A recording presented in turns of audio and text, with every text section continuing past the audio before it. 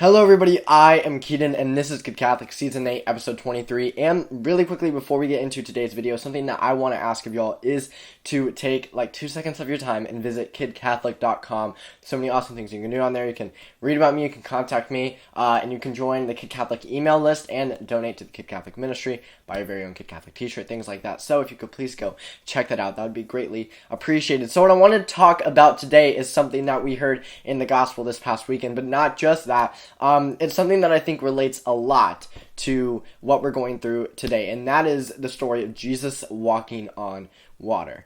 In Matthew 14, verses 22 through 23, we read, "Then he made the disciples get into the boat and precede him to the other side, while he dismissed the crowds. After doing so, he went up on the mountain by himself to pray. When it was evening, he was there alone. Meanwhile, the boat, already a few miles offshore, was being tossed about by the waves, for the wind was against it. During the fourth watch of the night, he came toward them, walking on the sea. When the disciples saw him walking on the sea, they were terrified. 'It is a ghost,' they said, and they cried out in fear. At once, Jesus spoke to them. 'Take courage, it is I. Do not be afraid.' Peter said to him in reply, 'Lord, if it is you, command me to come to you on the water.' He said, 'Come.' Peter got out of the boat and began to walk on the water toward Jesus.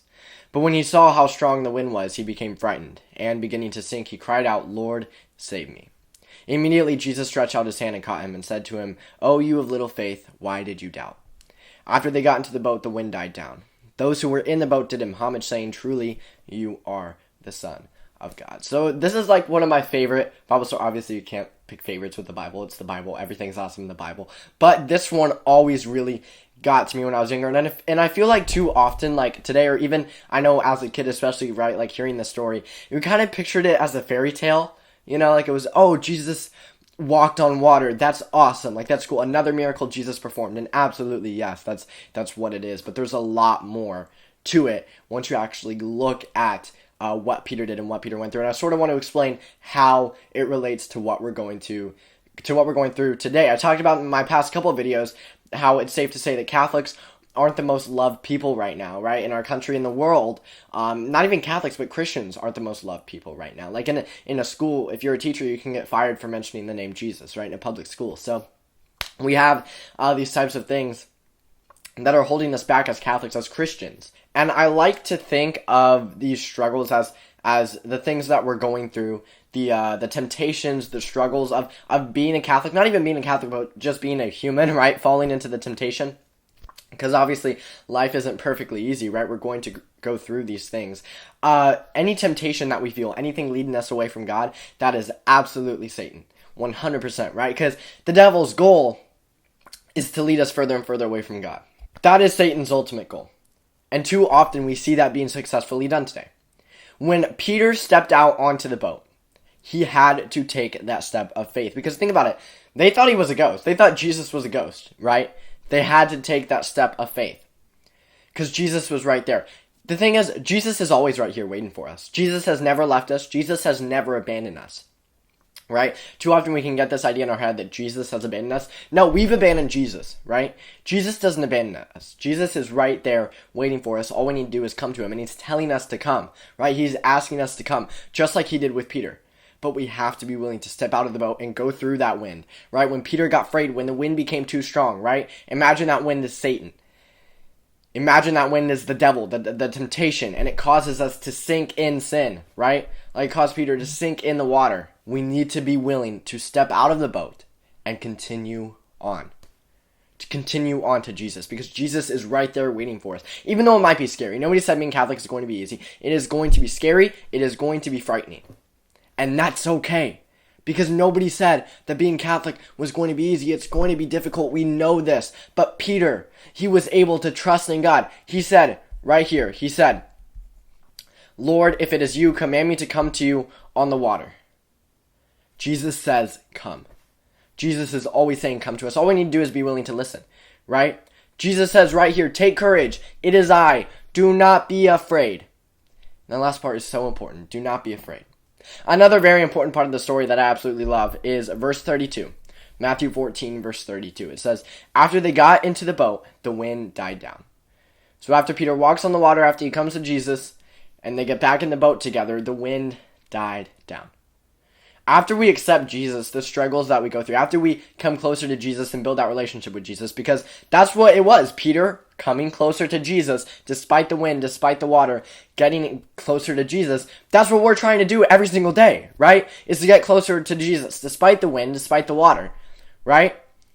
And so after he got with Jesus, the wind died down. We read that, right? It doesn't say the wind stopped.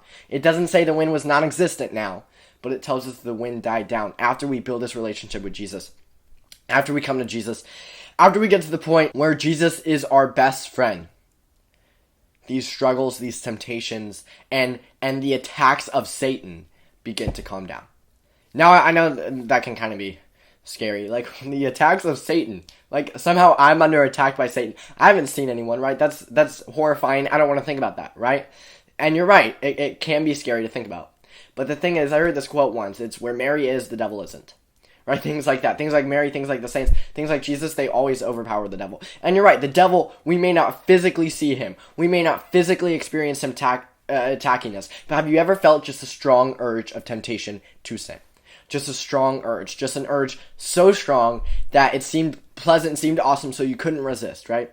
Because we all have at some point. That urge, that temptation, that was the devil, right? That was Satan trying to lead us further and further away from God, because that's his only ultimate goal. We cannot let him win. St. Peter didn't let the wind win, right? St. Peter didn't let the storm win. He kept fighting and kept pushing to Jesus. How was he able to do that? How was he able to get to Jesus and walk on water despite the storm, despite the wind? By faith. It's through faith. Jesus tells us right here, he says, "Oh, you of little faith, why did you doubt?" Why do we doubt? Jesus is right here. Jesus is calling us. Jesus wants us. Jesus is begging us to come to him. The reason we have the choice to not come to Jesus, the reason bad things happen, is because we have this free will, right? God isn't going to force us to love us, to love him, right? God isn't going to, it's like trapping a kid in a cage and saying, you must love me. That's not how this works, right? Jesus wants us to choose him, but he allows us to choose him. That's how loving he is. And he is sitting right there, begging us to choose him. All we need to do is get out of the boat, go into the storm, and come to him. And yeah, it's going to be scary. But something we can do for that is look on the saints in the past, right? Because the saints, in all of church history, the Catholic Church has survived, right?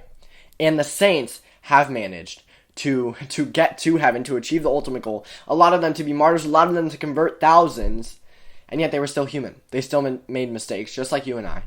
And they got out of the boat, into the storm, and walked to Jesus. A lot of them lived in times of Christian persecution. Yeah, it can be scary right now to come out and say, I'm Catholic and I'm proud. Right? Maybe not even Catholic, maybe even Christian, right? I mean, Catholics are Christians, but Protestant, you know what I mean. Those types of things, it can be scary. But we're never going to ever overcome that fear if we don't have faith. It all starts with faith. It all starts with prayer, okay? The sooner we have faith, the sooner we can pray, the sooner we can get out of the boat, get into the storm, and come to Jesus. And not just come to Jesus ourselves, but lead others there as well, just like St. Peter did.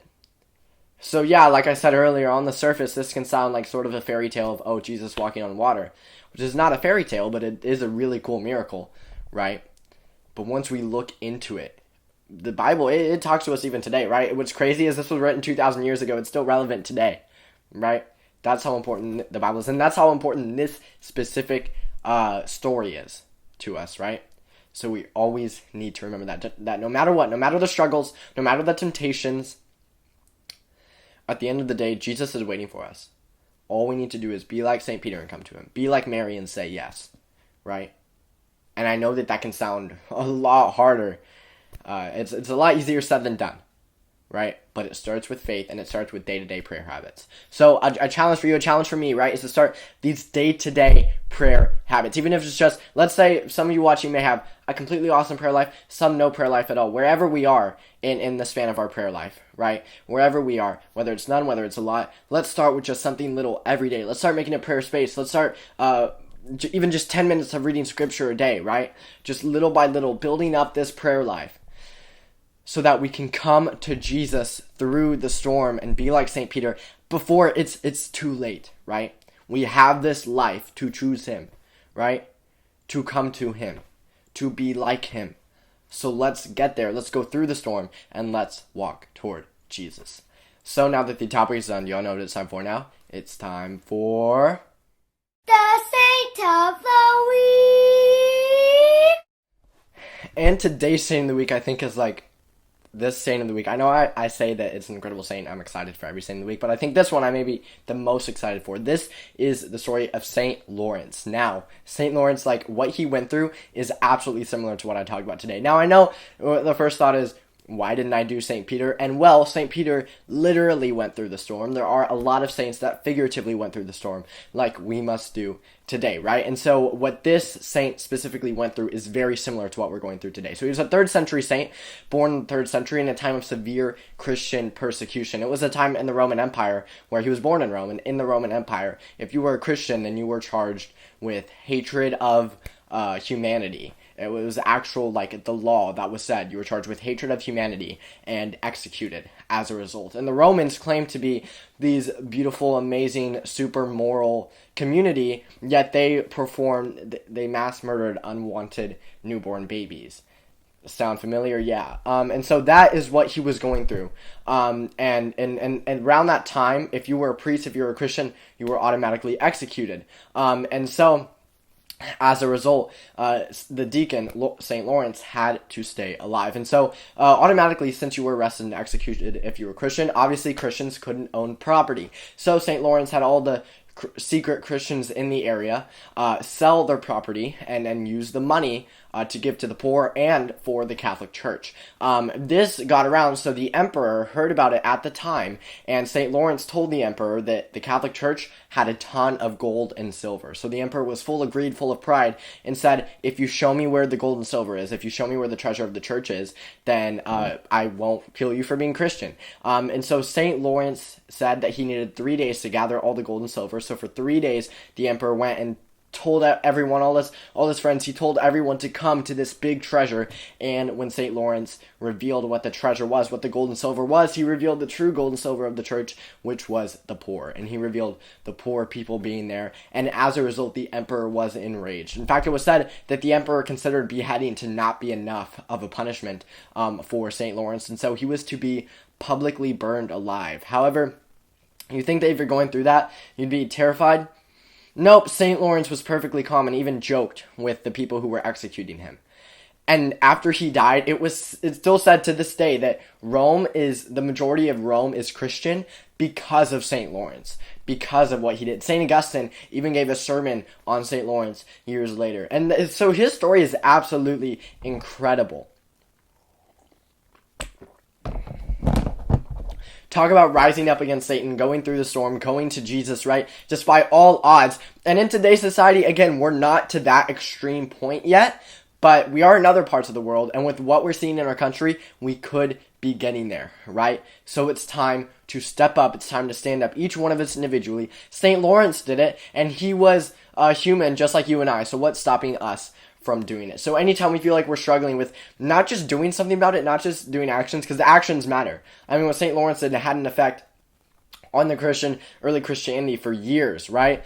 But also just being proud of being Catholic, coming out and saying that we're Catholic and standing up for our Catholic faith, we can look through St. Lawrence for help. So St. Lawrence, pray for us. So thank you all so much for watching. Before you click off this video, really quickly, again, if you could check out the website kidcatholic.com. There's so many awesome things you can do on there. You can read about me. All my videos are up there. You can donate to the Kid Catholic Ministry, join the Kid Catholic email list, buy t-shirts up there. There's so many awesome things you can do on there. Also, if you could please click the red subscribe button down below and the bell next to it, that way you get notified when I come out with a new video, because subscribing to the channel really does help. And if you could share this channel video with your friends and family, make sure that they subscribe to Kid Catholic. All of it is just pressing a couple buttons, and it'd really help this ministry, so I would really appreciate it. And if you want to comment any saint or topic suggestions, leave them in the comments down below. Thank you all so much for watching. This was Keaton of Kid Catholic. I'll see y'all next week, and hi Brielle.